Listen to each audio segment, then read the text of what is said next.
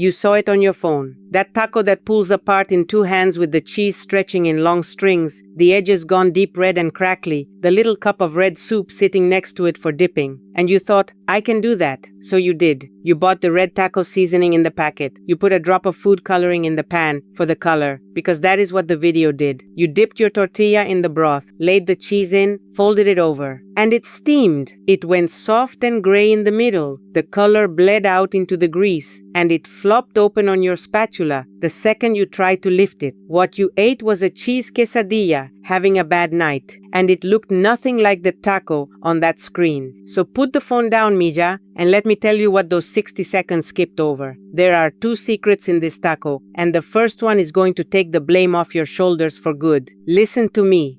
The taco did not come apart because you are clumsy or because you cannot cook. It came apart because the recipe you followed left out the one step that holds the whole thing together. A 4-hour taco cannot be made in 60 seconds. Nobody alive can do that. They just do not film the 4 hours. You did everything that video asked of you, and it asked you for the wrong things. And the second secret, that red color you were faking out of a bottle, and that crispy edge you could never get.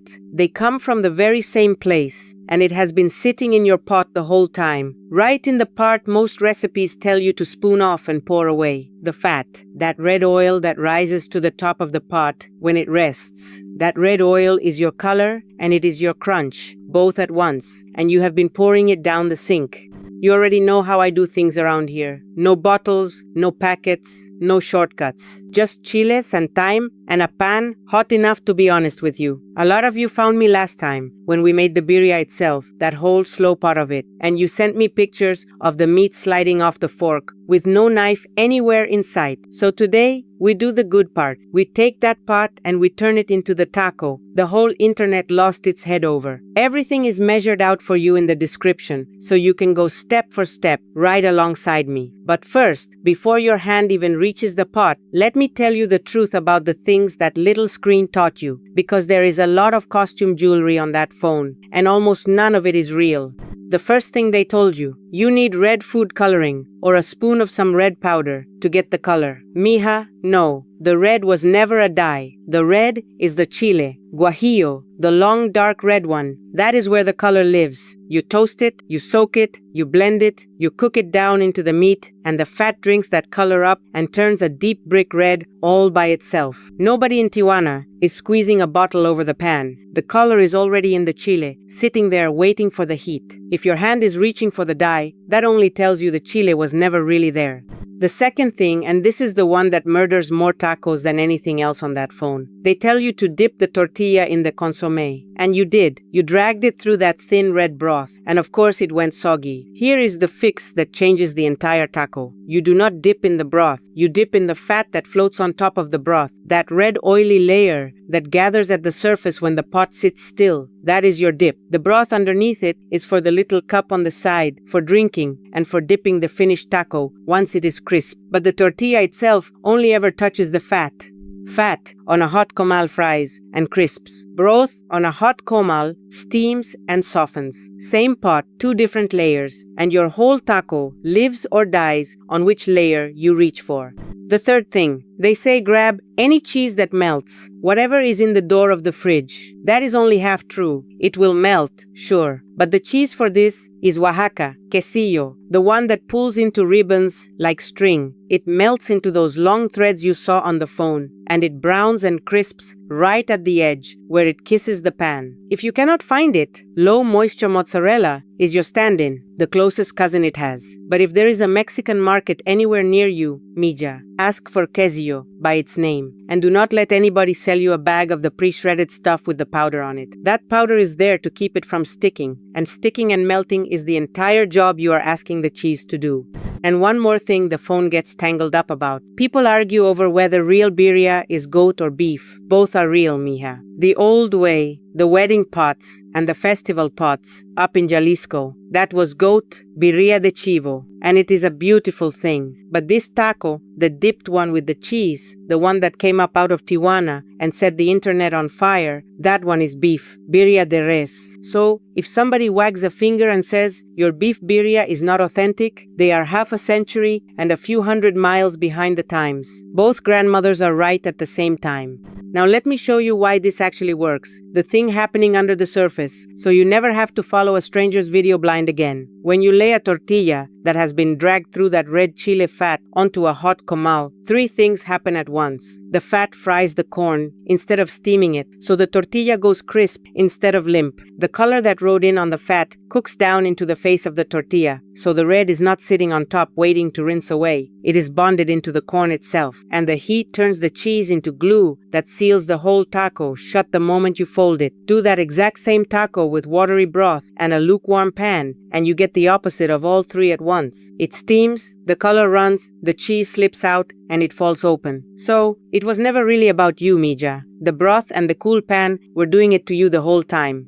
Now, here's how it truly goes, step by step, in the order your hands will move. It comes in two halves, the pot and the taco, and you cannot cheat either one of them.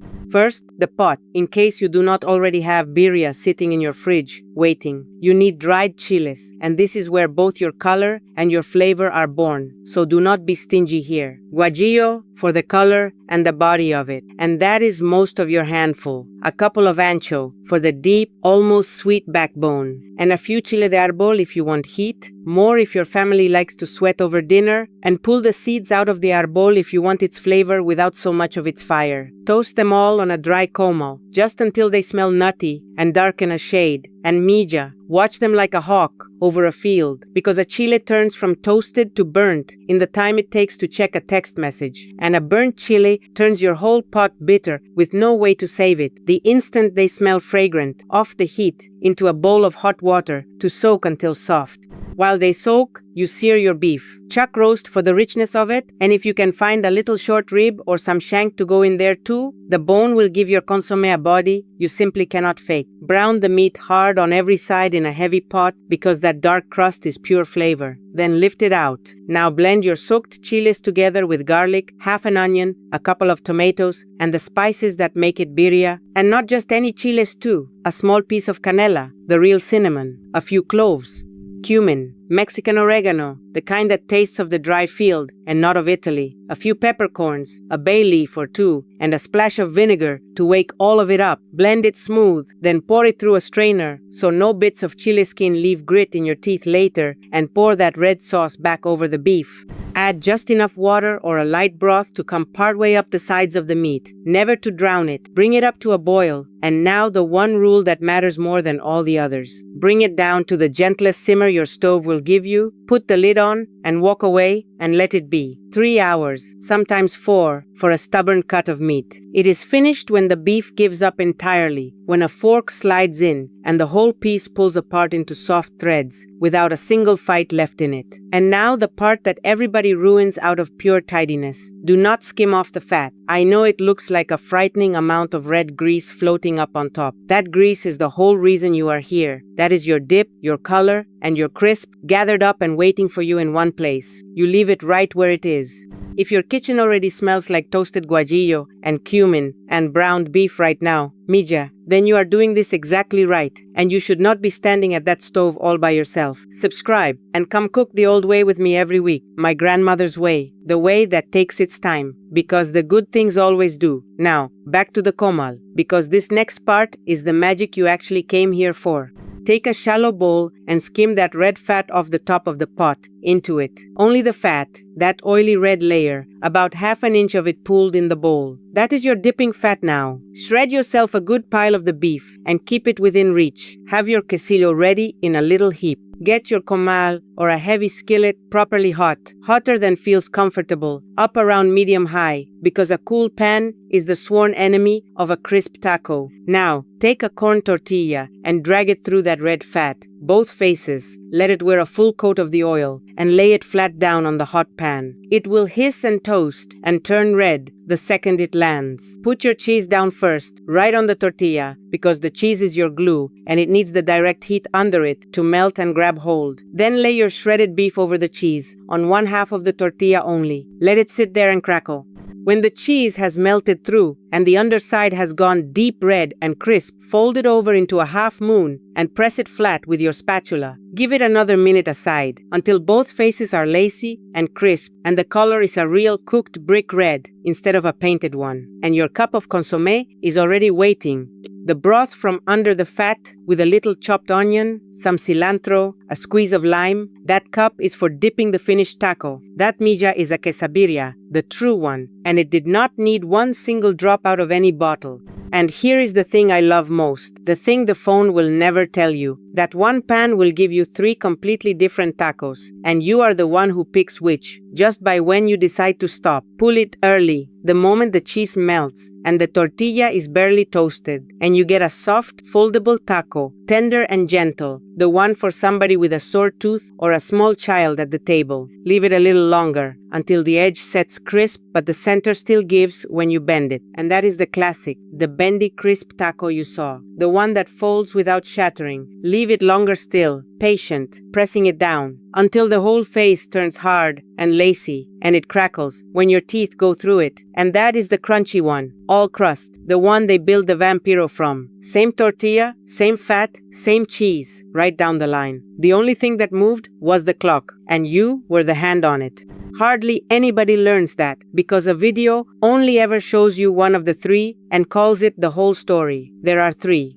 Now the honest part, the troubleshooting, because your first batch is going to teach you something, and I want you to know how to read what it is saying. If your taco came out soggy, you dipped in the broth instead of the fat, or your pan was too cool when the tortilla went down. Reach for the oily top layer next time, and let the pan get truly hot before the corn ever touches it. If the color came out weak and pale, you either did not use enough guajillo, or somebody skimmed the fat off to be neat. Put the guajillo in and leave the fat on top. If the cheese ran out everywhere and burned before the taco ever crisp, you used too much of it and your heat was too high, and I would bet you laid the meat down before the cheese. Less cheese, cheese first as the glue, meat second. If the whole thing tore open the second you folded it, the tortilla went in too wet, or you folded before the cheese had set into glue. Let it melt and grab first, then fold.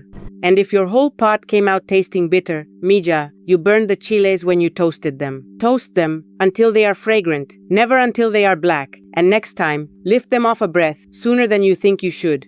Now let me be straight with you about the money for a minute, about who really turns a profit here. Go to the taqueria and 4 of these tacos with a cup of consommé will cost you $18, maybe $20, and you will hand it over gladly, and it is worth every cent. And I am not telling you to quit going, but look at what is in your own hands. 1 pot of beef and a stack of corn tortillas, maybe $12 or $13 of groceries, and it feeds your whole table tonight and hands you meat for 2 more days after. And that little video that sold you the 60-second version with its bottle of dye and its packet of seasoning, it was never selling you a taco at all. It was selling you speed. And speed is the one thing this taco does not contain and never will, because the whole taco is built on 4 quiet hours of a low fire and a chile that had to be toasted by a person standing there paying attention. Nobody can bottle 4 hours. There is no packet for patience.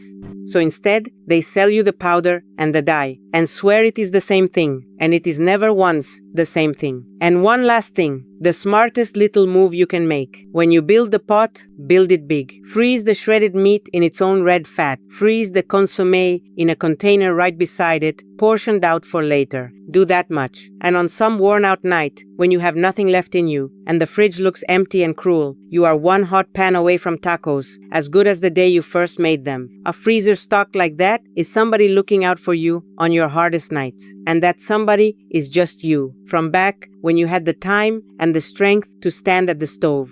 So do this for me. Make the pot this week. Toast your own chile and watch it the way I showed you. Dip the tortilla in the fat and never once in the broth. Then come back and tell me down in the comments whether the edge finally went lacy and red the way it does on the screen. Except now, it is real, and it is yours, and it came out of your own pan. And tell me the honest truth of how you got here. Was your very first quesabirria a soggy one out of a bottle, the way so many of ours were? Did birria live in your house, growing up, simmering on a Sunday? Or did it only ever arrive from a restaurant until the day you finally brought the pot home yourself? Because bringing it back into the kitchen is a beautiful thing to be the one to do. I read these and I answer them. Next time, we take that same pot one step further and we build the vampiro, the one that is all crust and no fold, and the mulita, the little taco with a lid on it. You will already have everything you need waiting for you in that freezer. You will just have to stand at the pan a little longer. I will see you then, mija.